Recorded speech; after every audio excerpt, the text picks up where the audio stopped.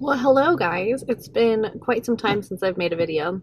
I did want to update you guys a little bit on, what's been going on in 2020. So that will be really quick, and then I will get into the pregnancy update. So first, 2020 was insane.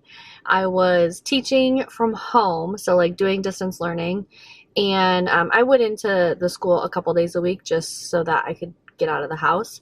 But I was teaching from home a couple days a week, and it was completely 100% online distance learning. And I know that that was difficult for parents, it was difficult for students, it was difficult for me.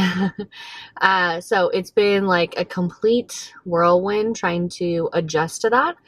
And then also since March, so pretty much since this whole like COVID thing started, we have been doing a lot of remodeling in our house. And so that has taken up a lot of time. I guess and my husband's doing it all. We hired out a couple of things, but my husband's doing most of it. So, on his days off, he's working on the house all day. And so that means I'm with Kennedy, and that leaves very little time for me to like film a video, let alone brush my teeth and my hair. You know what I mean? So I went through McDonald's for a Diet Coke.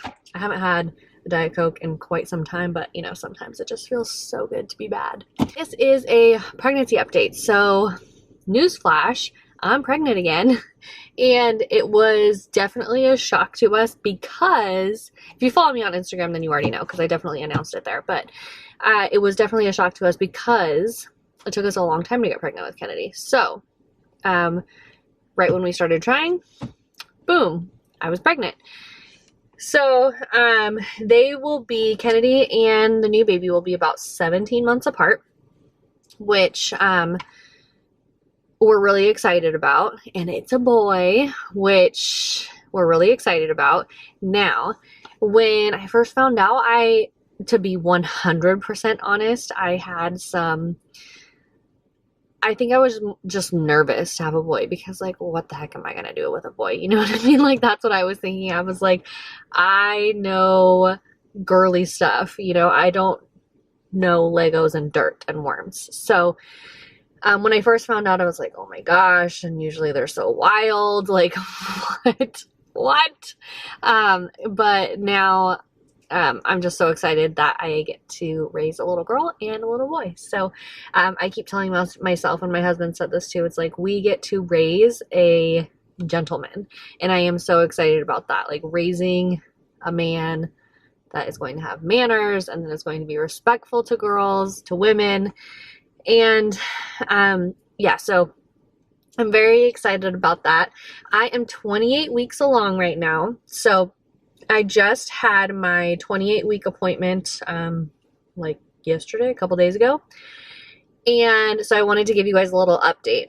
I will put a picture here of what I look like right now since I am in the car. I didn't intend on doing this in the car, but nap time for Kennedy in the last couple days has been quite the challenge.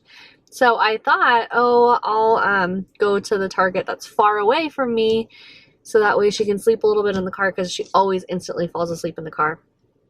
That didn't work. So she's back here just kind of like relaxing, eating her little snack right now. But, I got to do what I got to do. So it is essentially an update from the Target parking lot. Definitely a lot bigger this time than I was the last time in terms of like how big my belly is at 28 weeks.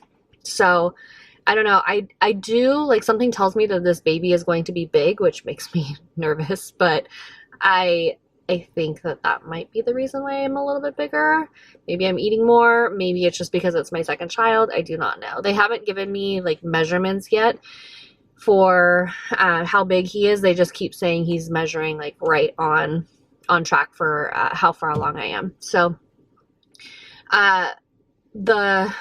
actually getting pregnant was kind of a surprise. I mean, we were trying, but it was like I was expecting it to take a long time just like it had the last time, and it didn't. So that was an exciting surprise to say the least. And I like my symptoms the first time with Kennedy, I was super sick, super tired, but really nauseous. Like I did have morning sickness with Kennedy. And with this pregnancy, I didn't have morning sickness very often. It was like very sporadic. Like sometimes I would just wake up and I'd be like, bleh! Like I would just start gagging, but it wasn't like nausea from like the moment I woke up until, you know, noonish. It was definitely a lot more mellow in that sense, but I was way more tired in this pregnancy. I even brought it up to my doctor. I'm like, is this normal? Like, I think I have narcolepsy. Like, it was bad. And she was like, yeah, like, the more pregnancies you have, the more likely it is that you're going to be even more tired. Plus, you're taking care of a baby now. And so, yeah. So really tired was my, like, big sign that I should test. So I did, and voila.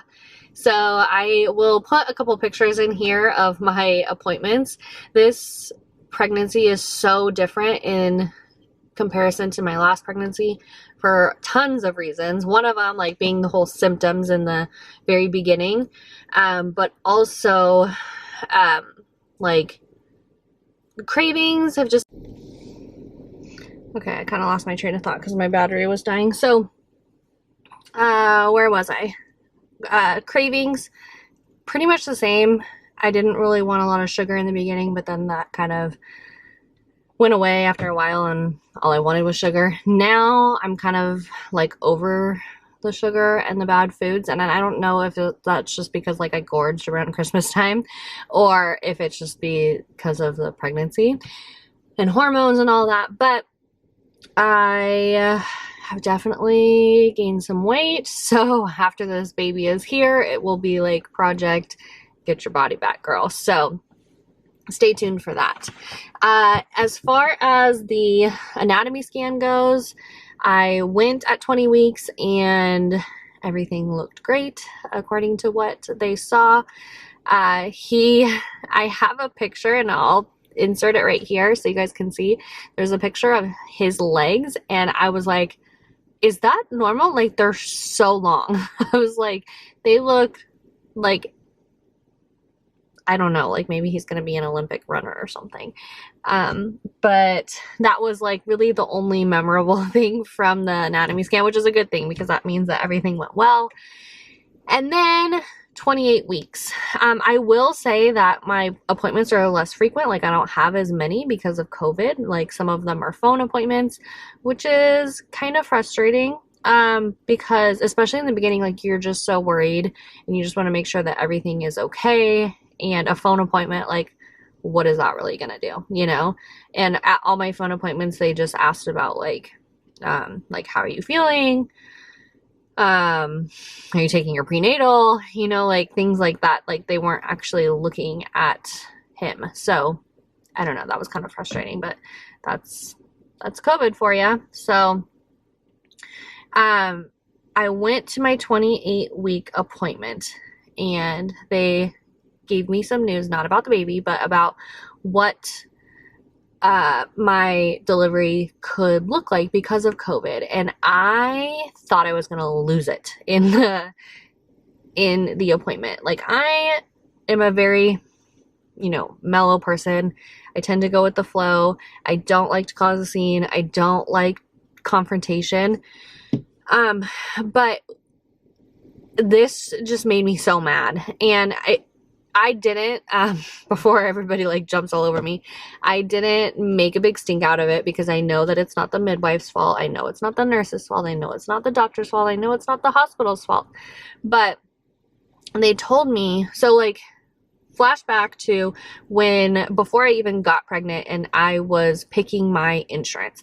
I picked my insurance, like who the provider was, based on who had the best reputation for L&D.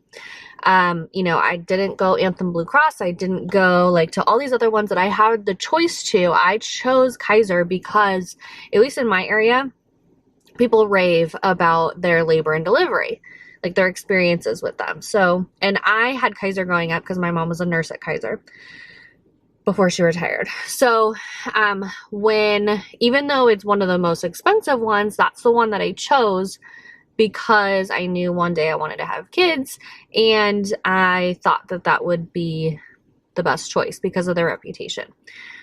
Well, my first experience was amazing. Like, I couldn't have asked for, a better experience from like when I arrived at the hospital, when I was in labor, to leaving the hospital.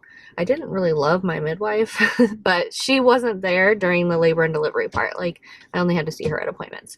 Anyways, so at this appointment, they were like, we just want to let you know that this is what's happening because the COVID cases are rising in the area. And I'm like, oh, gosh, what? Like,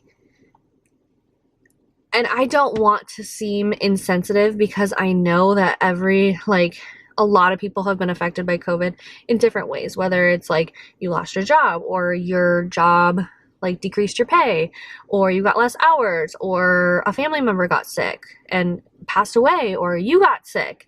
And, I don't want to be insensitive to that because that's like the last thing that I want to seem like I'm doing. I'm just giving like my perspective and how it has kind of like irritated me. So the doctor or the midwife says, your husband will be allowed to come for the delivery of the baby, but then he has to leave when you go to postpartum. And I'm like, what do you mean leave? Like, because last time, he stayed the night, and I needed that help at night because I was so sore and so exhausted. Like, I needed help getting up to go to the restroom. I needed help, like, to pass me snacks, like I needed help getting Kennedy out of the her little carrier thing because I was just so sore.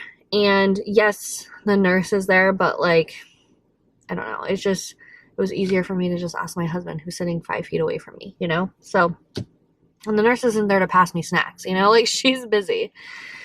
So she said, yeah, he'll have to leave right after, everything gets settled and you go to your postpartum room. And I was like, wow, like he's not even allowed to stay the night. Like, what if he gets tested? And she's like, well, everybody does get tested. Like, you'll get tested and he'll get tested right when you arrive at labor and delivery. And I'm like, so then why does he have to leave? She's like, well, you will have to double up on it's likely that you'll have to double up on your room and you'll be in another room with another mom and her baby. And I was like, that kind of irritated me because, again, that was one of the reasons why I chose Kaiser. It was because I knew that they always did single rooms. Like, you were never in a room with another person. And like me thinking, I'm like, well, what's the difference? Me being in a room with my husband or me being in a room with another woman who has just had her baby. And I guess it's because like they need the rooms for COVID patients. So I don't know like what the logistics are, but essentially they don't have enough space for all the COVID patients. So they have to double up the moms. And because there's another woman in there, the husbands can't stay. So I don't know. That was just like super disappointing to me because I obviously want him to be able to bond with the baby. And, it's like, I don't know. It's like kind of a special time. You guys, if you have babies, like when your husband was there with you, like it was a special time where you just got to like sit in awe of your new baby and enjoy that time. And we're not going to get that. And he's never been to any of the appointments. So I don't know. I just kind of feel like he's been so disconnected from this pregnancy because of that. Like, he never knows what's going on unless I tell him what's going on. So I don't know. That was kind of some news that I was like really bummed to hear. But at the same time, like, I know it's not the end of the world. Like, the times right now are just like not ideal. And I know, like I said, I want to reiterate this. Like, I am not trying to say, oh, my life is so horrible, like how COVID has affected me so bad. I'm not trying to say that because I know there's so many other people who have gotten sick or who have had loved ones even like pass away from this. So I don't want to seem insensitive to that. I'm just saying like it kind of sucks. So there's that. And then I had to take my glucose test, which I passed. Thank goodness. And my platelet test. So if you guys remember from my last pregnancy with Kennedy, I had to, at 28 weeks, you have to take this blood test and they check your platelets, which is basically like how quickly your blood clots. And I last time had low platelets, and my midwife at the time, which I wasn't really a fan of her, she was like, you're likely not going to be able to get an epidural because, you know, an anesthesiologist won't do an epidural on a woman who has less than 100 count for her platelets, and you're at whatever, and they drop throughout the rest of the pregnancy. And so from 28 weeks to 40 weeks, I was just anxiety ridden. I told you guys about it. I was like, I am worried. Like, I had planned on getting an epidural. I'm not one of those women who wants to do it natural. Like, I don't want to do that. Like, I don't want to put myself through that. So I had to take that test again this time, and my platelets were exactly the same. So it's like, it's not amazing news, but it's not terrible news because at least they didn't go lower, but I would have liked for them to be higher. So that way, if they drop throughout the rest of the pregnancy, I still can like for sure get an epidural, but it's still up in the air at this point. Depends on how much they drop. So hopefully they stay above 100 by the time, little man gets here, or plans on getting here. So those were like the big updates from the 28-week appointment. Pretty bummed about, you know, like the COVID situation. She was like, March is pretty far away though, still. So, like maybe things will get better and they won't be doing that, in March, but who knows? My due date is March 20th, so we have lots of March birthdays. My birthday is March 15th, and originally they said the due date was going to be March 15th, but when I actually went in for an ultrasound, they said March 20th. So my birthday is the 15th, my mom's is the 12th, my dad's is the 23rd, and then this baby's might be the 20th, might be sooner, might be later, who knows? So we're going to have a little Pisces baby, probably, and a little Scorpio back there. She's finally fell asleep. So that is the 28-week update. I'm trying to think if I have anything else to share with you guys about that appointment. I think that was it. But I do want to get back into making videos again. I think that once this like remodel is done in my house, it will be a lot easier for me because then Ricky can help me out a little bit more because he won't be working on the house constantly. So hopefully look out for more videos in the next, you know, coming weeks and throughout this year. And my next video I think will be like an Amazon favorites video. And then because we're going into Target here soon, I might drive around a little bit more just to give her some more time to sleep. But I might do, like I heard some of the Target home decor stuff came out, like Studio McGee and some new Threshold stuff. So I might do like a Target shop with me or something like that soon too. So I hope you guys enjoyed this video. I'm super happy to connect with you guys again. Follow me on Instagram if you don't already, and like this video, and I will see you guys next time. Bye!